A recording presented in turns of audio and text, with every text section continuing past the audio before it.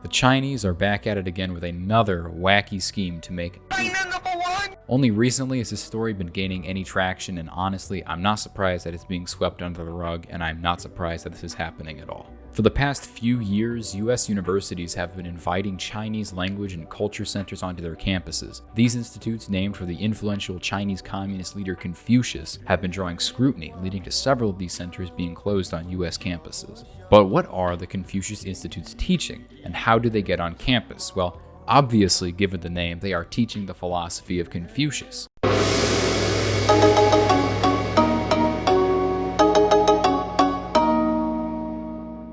The Chinese faculty sent to America for the Confucius Institutes are hand-picked by the Chinese Communist Party and have a strict curriculum they are not allowed to deviate from. Professors are not allowed to cover the small handful of topics that the Chinese government has censored. These are known as the 3 T's of China. They are Winnie the Pooh. Just kidding, I mean Uyghur death camps. Just kidding, I mean the Great Leap Forward. Just kidding, I mean the Dalai Lama. Just kidding, I mean Hong Kong protests. Just kidding, I mean Taiwan, Tibet, and Tiananmen Square. A strict revisionist version of Chinese history and modern Chinese life is being taught to the next generation of international business leaders, politicians, military, and intelligence community leaders. And it is being allowed by the institutions that we trust to educate the American people. Anyone who allows or supports the continued spread of Chinese propaganda on US campuses is either willfully ignorant, incredibly naive, or just hates America. Unfortunately, there is a melting pot of all 3 on college and university campuses. Though the pro-Chinese propaganda and revisionist history being taught in the Confucius Institutes is bad, how they get on college campuses is worse. The Chinese government has been able to plant over 100 Confucius Institutes by targeting the one thing that all universities value most: money.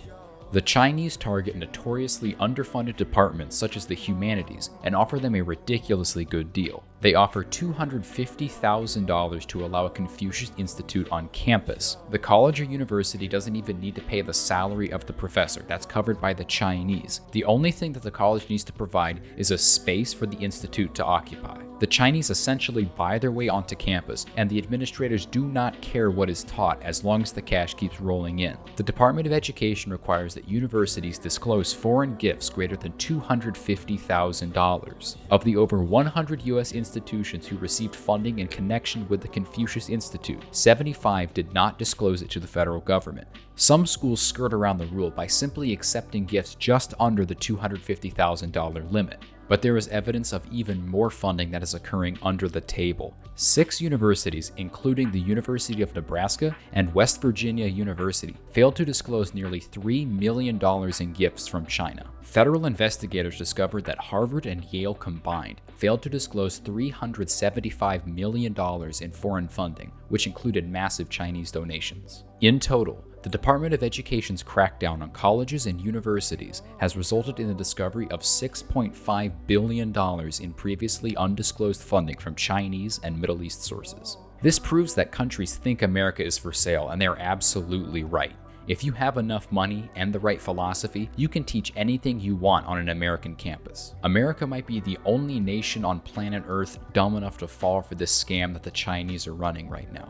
Say what you will about the Chinese, but they are incredibly smart. There is no way that they would ever allow an institute like this to operate within their country if the US was offering it. Imagine if we opened an American Cultural Institute in China, but we wouldn't let the professor talk about the bad parts of American history, like slavery, the Great Depression, and the Star Wars prequels. There would be riots overnight, with students demanding free elections and democracy within the country. The Chinese understand how effective it is to infiltrate and influence colleges and universities. That is why they're spending millions of dollars to gain a foothold in American institutions, and why they will never allow American influence within their school systems. Though the Chinese and other countries have been able to gain influence in American universities, it's not all bad news. The Confucius Institutes have recently received pushback from a bipartisan student activism group known as the Athena Institute. Efforts from the Athena Institute and others have led to the closure of several Confucius Institutes around the country. In 2017, there were 103 Confucius Institutes in the United States. Now there are only 81 active programs.